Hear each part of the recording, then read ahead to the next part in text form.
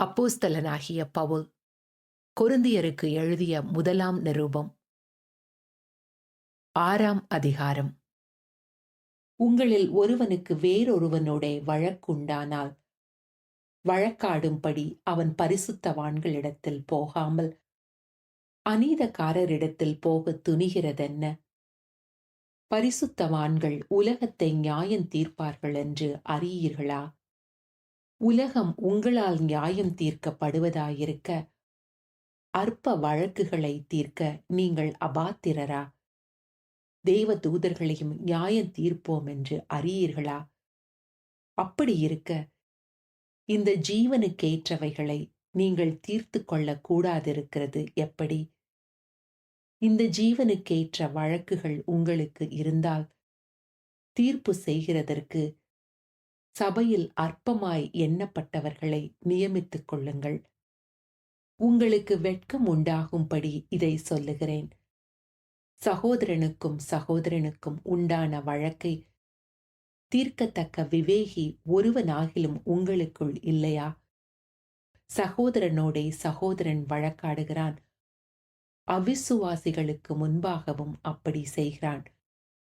நீங்கள் ஒருவரோடொருவர் வழக்காடுகிறது எவ்விதத்திலும் குற்றமாயிருக்கிறது. அப்படி செய்கிறதை விட நீங்கள் ஏன் அநியாயத்தை சகித்துக் கொள்ளுகிறதில்லை? ஏன் நஷ்டத்தை பொறுத்து கொள்ளுகிறதில்லை? நீங்களே அநியாயம் செய்கிறீர்கள், நஷ்டப்படுத்துகிறீர்கள். சகோதரருக்கும் அப்படி செய்கிறீர்களே. அநியாயக்காரர் தேவனுடைய ராஜ்யத்தை சுதந்தரிப்பதில்லை என்று அறியீர்களா? வஞ்சிக்கப்படாதிருங்கள்.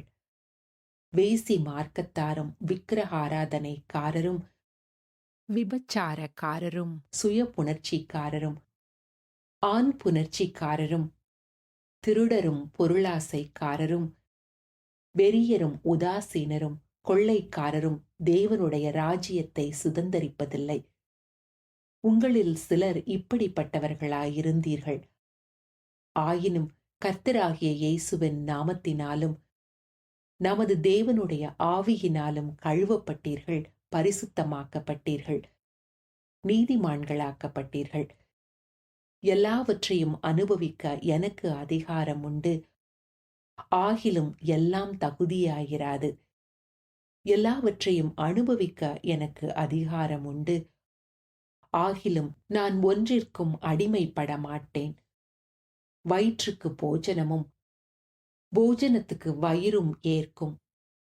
ஆனாலும் தேவன் இதையும் அதையும் அழிய பண்ணுவார்.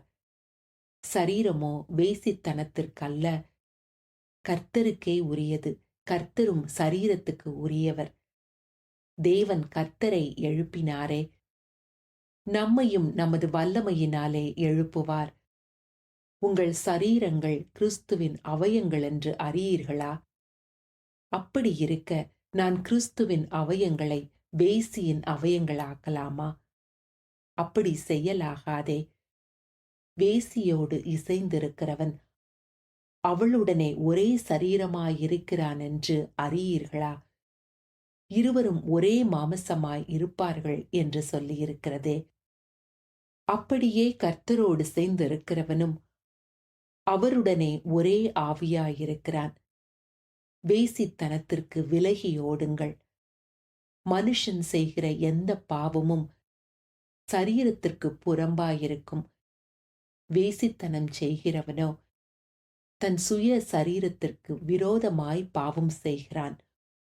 உங்கள் சரீரமானது நீங்கள் தேவனாலே பெற்றும் உங்களில் தங்கியும் இருக்கிற பரிசுத்த ஆவியினுடைய ஆலயமாயிருக்கிறதென்றும் நீங்கள் உங்களுடையவர்கள் அல்லவென்றும் அறியீர்களா?